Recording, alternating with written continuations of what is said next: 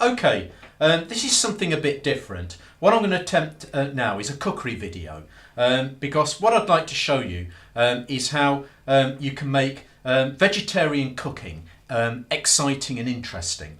Now, I'm not a complete vegetarian. I do eat meat and so on, but occasionally I like to do vegetarian cooking as well as cooking with meat. And I do think that you can make vegetarian cooking as exciting as you can cooking with meat and fish and so forth. Anyway, this particular recipe is called Celery Surprise, and it's one of my favourites. And what you basically need to make it is, first of all, some celery, obviously, and you'll need about 3 or 4 sticks of celery to chop up.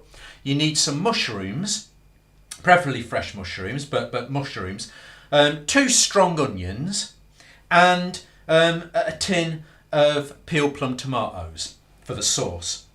As well as that, what you also need is the flavourings, or are the flavourings, I should say. And for flavourings, what you need is, first of all, some cumin and coriander powder, which is gives it a curry taste. And then you need the real magic ingredient, which is kalonji, nigella seeds. And they're excellent in that they give it this kind of special exotic tang, which is really what sets the meal apart. As well as those, you also need some lemon juice and some chili powder. And don't skimp on the chili powder, shove it in, because that gives it its zest. And then some Worcester sauce, just to give it an extra tangential spice. Basically, you will be preparing it using sunflower oil, but also it's a good idea to have a little bit of olive oil in there as well, because that just gives it an extra flavour. So I'd say about 3 tablespoons full of sunflower oil, and then maybe 1 tablespoon of olive oil. Anyway, how you prepare the meal is, first of all, you get the celery chopped up, the mushrooms chopped up, and the onion chopped up. Stick it in the pan with the oil and get it frying. Give it a stir as you're going along, but get the thing frying. And ideally, you basically fry it until it's starting to go brown, and the mushrooms have shrunken up, and it's had a good fry, and it's basically cooked.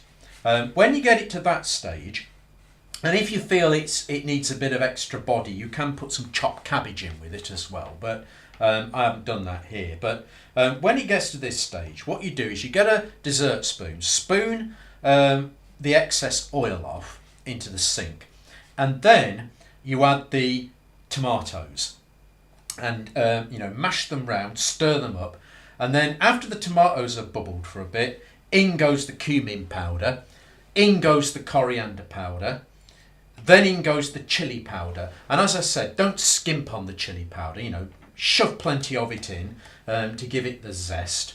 And then you need to get the Worcester sauce in it as well, and the lemon juice, of course, don't forget the lemon juice.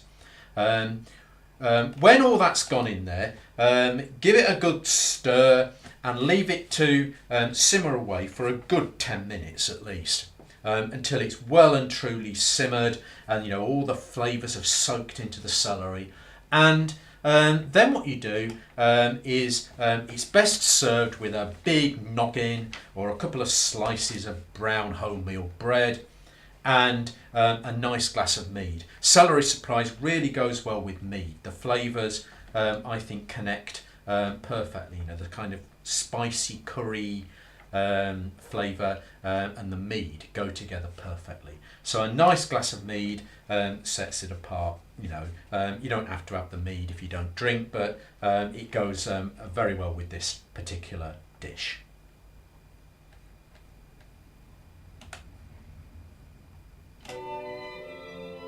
And here it is, the finished product, the final meal.